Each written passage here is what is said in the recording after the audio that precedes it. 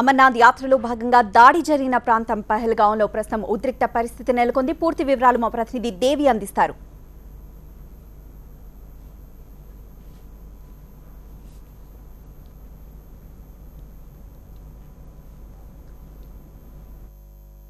Right పూర్ణిమ, ఎక్కడ చూసినా ఉద్రిక్త వాతావరణమే కనిపిస్తోంది. యాత్రికులందరూ కూడా రిటర్న్ జర్నీలో వచ్చినప్పుడు ఒక రోజు పాటు అక్కడ 2000 మంది యాత్రికుల్ని ఆపేశారు.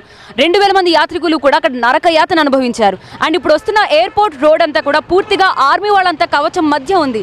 ఎందుకంటే కొద్దిసేపటి క్రితం కొంతమంది రాళ్లు రువ్వడంతో ఒకరు అక్కడ చనిపోయారు కూడా. అంటే ఉద్రిక్త వాతావరణం ఏర్పడింది. ఇద్దరిని ఎన్కౌంటర్ చేశారనే ఆగ్రహంతో వ్యతిరేకిస్తున్న వారు, ఆజాదీ కోరుకుంటున్న వారు ప్రతి ఒక్కరూ కూడా అక్కడ రాళ్లు రువ్వడంతో వాహనాలు కూడా ధ్వంసమయ్యాయి. పరిస్థితి చేయి దాటకూడదని వెంటనే ఆర్మీ బలగాలను కూడా రంగంలోకి దింపారు. అండ్ వస్తున్న మార్గం అంతా కూడా ఇప్పుడు నా వెనకాల కూడా మీరు చూడొచ్చు. వస్తున్న మార్గంలో ప్రతి 10 అడుగులకి ఒక పోలీస్ కనిపిస్తున్నారు, ఒక ఆర్మీ ఆఫీసర్ కనిపిస్తున్నారు, ఒక బలగాలు కనిపిస్తున్నాయి.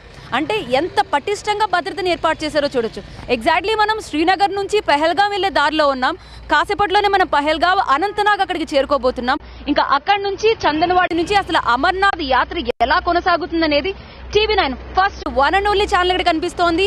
TV9 ఇక్కడ గ్రౌండ్ రిపోర్ట్ ఇస్తోంది. చాలా మంది తెలుగువారు, ముఖ్యంగా తెలుగువారు ఎవరైనా యాత్రకు సంబంధించి ఉంటే కంపల్సరీ అందులో తెలుగువారు ఉంటారు. సో చాలా మంది తెలుగువారు కూడా మనతో పాటు ప్రయాణం చేసి కూడా ఇక్కడ వచ్చి చూసాం మేము. సో పూర్తిగా అమర్నాథ్ యాత్ర ఎంత ఉద్రిక్తంగా జరుగుతోంది, టెన్షన్గా ఉంది. యాత్రికులు ఎంత భయపడుతున్నారు, వారి భయాన్ని పోగొట్టడానికి ఇక్కడ ప్రభుత్వం ఎలాంటి చర్యలు తీసుకుంటుంది అనేది ఎప్పటికప్పుడు మీకు అందిస్తూ ఉంటాం. రైట్ నౌ మనం ఇంకా మనం 80 కిలోమీటర్ల దూరంలో ఉన్నాం. సో 80 కిలోమీటర్లకు మనం పహల్గాం చేరుకోబోతున్నాం. ఇంకా అక్కడి నుంచి పూర్తిగా వాహనాలు కూడా వెళ్ళవు. అక్కడి నుంచి పూర్తిగా నడక మార్గం ద్వారా వెళ్లాల్సి వస్తుంది. సో అతి కష్టం మీద ఇక్కడ పాస్లు కూడా ఇస్తున్నారు. ఇప్పటి వరకు కొన్ని నెలల ముందు నుంచి వాళ్ళు రిజిస్టర్ చేసుకోవాల్సి వస్తుంది. ఆల్ ఆఫ్ సడన్ ఒకవేళ ఎవరన్నా వస్తే కనుక అప్పటికప్పుడు జమ్మూలో స్పాట్ రిజిస్ట్రేషన్ ఉంటుంది సాధువులు ఇంకా మీడియా పీపుల్కి. కానీ ఇప్పుడు ఆ విషయంలో కూడా చాలా కట్టుదిట్టంగానే నియమాలు అమలు చేస్తున్నట్టుగా అనిపిస్తోంది. ఎవరు పడితే వాళ్ళకి స్పాట్ రిజిస్ట్రేషన్ కూడా ఇవ్వట్లేదు. అంటే పగడ్బందీగా ఏర్పాట్లు జరుగుతున్నాయి. అండ్ చాలా మంది వ్యతిరేకులు ఆజాదీ కావాలని కోరుకుంటున్నారని TV9తో ఇంతకుముందు మాట్లాడుతూ చాలా మంది చెప్పారు. మేము ఇండియాకి సంబంధించిన వాళ్ళం కాదు, పాకిస్తాన్కి సంబంధించిన వాళ్ళం కాదు, మేము ఆజాదీ కోరుకుంటున్నామని, కశ్మీరీ మాకు సంబంధించింది మాత్రమే, మాకు ఎవరు వద్దని వాళ్ళు ఇండియాలోనే ఉంటూ కూడా TV9 కూడా వాళ్ళని ఇదే ప్రశ్నించింది. ఇండియాలో ఒక భాగమైన ఒక ప్రదేశాన్ని మీరు ఆజాదీ, మేము ఇండియా నుంచి వచ్చిన వారు పరదేశస్తులని మీరు మమ్మల్ని ఎలా చూస్తున్నారని అడుగుతుంటే, ఎస్ మీరు ఇండియా నుంచి వచ్చారు, పరదేశస్తులే మీరు, మేము ఆజాదీ కోరుకుంటున్నాం, ఇదంతా మా ఆజాదీ కశ్మీర్ అని చాలా డైరెక్ట్గా చెప్తున్నారు. సో సిచ్యువేషన్ చాలా సెన్సిటివ్గా మారిపోయింది.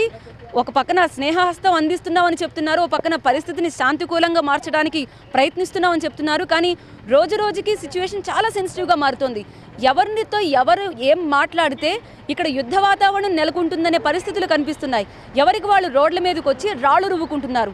అండ్ ఒక్కసారిగా భయం కూడా వేస్తుంది. ఆర్మీ బలగాలు ఒక్కసారిగా 10ల సంఖ్యలో దిగడంతో చూస్తుంటే అసలు ఏమన్నా ఇక్కడ ఏం జరగబోతోంది, ఎలాంటి ఉద్రిక్త వాతావరణం నెలకొనబోతుందనే ఒక భయం మధ్య ఇప్పుడు TV9 ప్రయాణిస్తోంది. పూర్ణిమ, రైట్ దేవి, వేర్పాటువాదులు అక్కడ కశ్మీర్ భారత్ది కాదు, పాకిస్తాన్ది కాదు, తాము అసలు సెపరేట్ అంటూ వేర్పాటువాదులు అక్కడ నినదిస్తున్నారు. ఇద్దరిని ఎన్కౌంటర్ చేయడంతో అక్కడ రాళ్లు రువ్వారు. దీంతో ఒకళ్ళు మరణించినట్లు తెలుస్తోంది. దీంతో పహల్గావ్ దగ్గర పూర్తి ఉద్రిక్త పరిస్థితి కనపడుతోంది. ముఖ్యంగా అమర్నాథ్ యాత్రకి వెళ్తున్న వాళ్ళకి తీవ్ర ఇబ్బంది కలుగుతోంది. 2000 మంది యాత్రికుల్ని అక్కడికక్కడ ఆపివేసి ఒక రోజంతా ఆపివేయడంతో వాళ్ళు తీవ్ర ఇబ్బంది పడ్డారు. ఆ తర్వాత యాత్రనైతే కొనసాగిస్తున్నారు. కానీ ఎక్కడికక్కడ ఉద్రిక్త పరిస్థితులు నెలకొంటున్నాయి. పూర్తిగా ఆర్మీ కనుసన్నల్లోనే ఆ ప్రాంతమంతా ఉంది. పూర్తిగా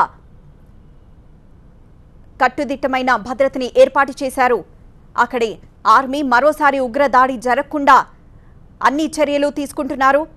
ఉగ్రవాదుల దాడి ఉంటుందని IB హెచ్చరికల నేపథ్యంలో మొన్న జరిగిన అమర్నాథ్ యాత్రకి సంబంధించిన ఒక బస్పై ఉగ్రవాదులు కాల్పులు జరిపారు. దీనిలో 7 గుజరాత్కి సంబంధించిన వాళ్ళు మరణించారు. ఈ నేపథ్యంలో అక్కడ వేర్పాటువాదులు మరోసారి రాళ్లు రువ్వారు. ఎన్కౌంటర్ జరపడంతో పోలీసులపై అక్కడ రాళ్లు రువ్వినట్లు తెలుస్తోంది.